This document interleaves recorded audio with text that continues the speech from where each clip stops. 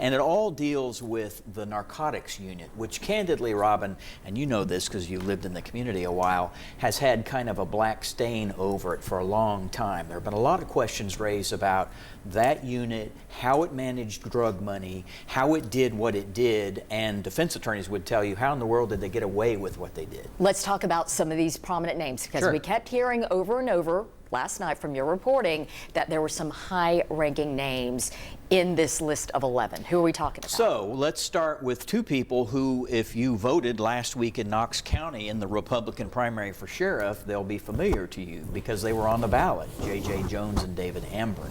Both of them were running for sheriff last week. Neither is the Republican nominee, but they were two of the four. Those are two of the four people who now we know, confirmed both by the DA's conference and also by the TBI, or at least the DA's conference, that they are facing indictment.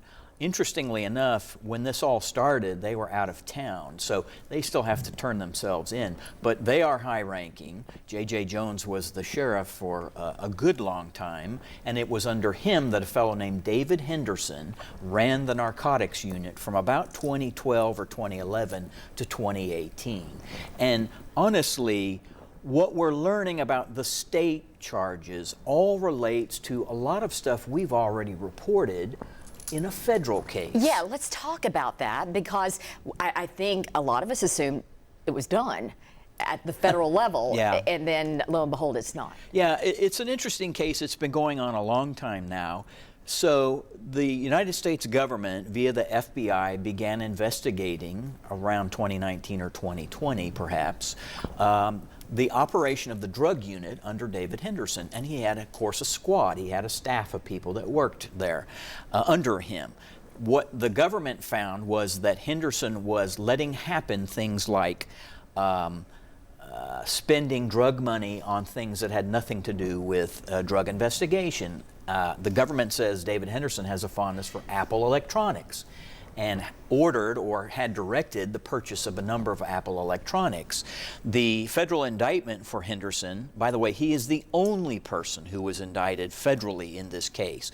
It's been going on for years. He's the only one who was indicted. He's the only one who's pleaded guilty. He's awaiting sentencing. But they also, the investigation showed by the feds that he was directing his staff personnel to do construction projects as favors. Among those people who was suggested in this investigation was J.J. Jones. It's not named in any federal papers, but he is referred to frequently as the former Knox County Sheriff, and that's who they're talking about.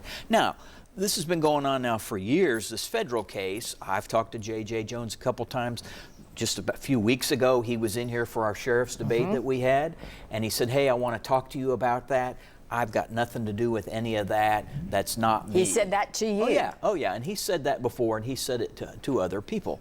But that's what the federal case was, and we now know, we just learned a short while ago, that last year, the TBI began working with the FBI, looking at their evidence that they had to see if the state of Tennessee could work a case of its own, aside from the federal case, which again only involves one person, that's David Henderson, but now we have 11 people facing state charges. Is there a situation in which Henderson could have assisted, or possibly? I mean, I guess we could speculate, but that's probably not the right thing to do. But I mean, it is absolutely true that through the years, since this investigation became known, the federal one, people have wondered things like, when are other people going to be indicted federally? It has not happened.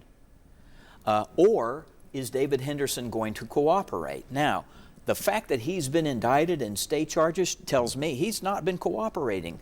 I think, honestly, this is a surprise to him probably as much as is to us. Let's talk about the timing of this. You brought that up. Yeah. This coming just a week, a little more than a week after the primary election for sheriff. Crazy. Two of those people in the indictment were It's running. like Chicago, isn't it? I feel like I'm in Chicago all of a sudden. Welcome to the Windy City. We have a big election last week, Yeah. which we were all covering, and there were 4 men running as Republicans for the primary for sheriff. Brent Gibson, who's retired from the sheriff's office, was, I think, an assistant chief deputy. He ended up being the top vote getter. David Amburn was number 2. J.J. Jones was in that mix as well. Imagine, and we've been talking about this today, you know, what if one of those two had won?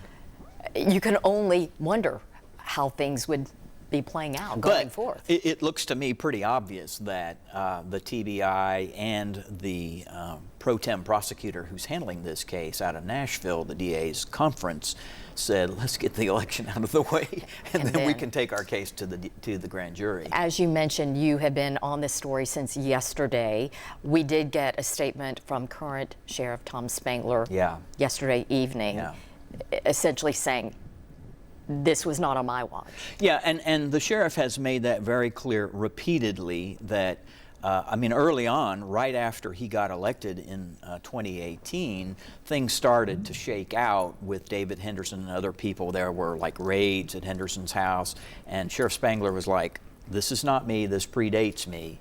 And yes, as you mentioned last night, kind of unexpectedly, when I started hearing all of this, I reached out obviously to the sheriff's office, and then boom, here comes an email in our box saying, I've learned today, this was Wednesday night, I have learned that 5 of my employees are facing indictment, and they are now all on leave unpaid. And we are looking at some of those pictures now of some of the either current or former employees. That's at the City County building, by the way, which is the main home for government. And this has been happening throughout the afternoon. It has. We have a crew starting down about 1 there. o'clock. Exactly, exactly. Some attorneys we've spoken with, T. Scott Jones representing at least one. Yes, he represents Mr. Hopkins. There he is. What can we expect going forward now? Well, that's a great question. So let's be clear on the charges that these men are facing in one variation or another. They involve things like felony theft of an amount of $250,000 up to, that's one count. There's another count that's theft of services. There's a third count. So to answer your question, once everybody has kind of come in and been booked, then you're going to look at court dates for everybody to make arraignments. This is already now at the criminal court level because the grand jury returned presentment, so it's going straight to the trial court level, if you will. I've been talking to lawyers all day. I've been in this community a long time, and a lot of them are like, I got to think really hard before I can remember a case that has had so many defendants. I was going to ask you, given you have been a reporter for a very long time in this city, this East Tennessee, do you recall anything of this magnitude? Well, not of this high profile. I can think of, well, let me correct myself. I can think of one case that had more defendants. It was a drug case, a drug conspiracy case in Knox County. Had a lot of defendants, but it was drugs, and you know, unfortunately, that's so prevalent in our society. We don't cover that so much. The other case that comes to mind, and I was mentioning this to one of my attorney folks that I speak with, was a case called the Florida Boys, which was federal court. Yes, you'll remember that. That was a notorious case. That had multiple defendants, went on and on and on in federal court here in Knoxville. But other than that, I can tell you for sure in my time here, and maybe yours, I don't remember so many law enforcement officers being wrapped up in a case like this. 11. 11. Or former. That's what we heard last night, and I remember telling people, I'm hearing 11, and they're like, what? Are you hearing, and maybe this is jumping ahead too much, but in talking with the attorneys, if found guilty, the punishment that would come with this? These are all long sentences if that's what ends up happening. I always kind of on stuff like this, I'm cautious about that because we're just starting the process. I will tell you, it's been my experience on cases with multiple defendants, there are people who have more sort of mud on their hands than others. So I look at all of these guys and say, you know, some of you, if you've got great lawyers who do good work, you may spend little, if any, time whatsoever in prison at all. We'll have to wait and see. I think bond's been sent on all these guys, and they're all free. Okay.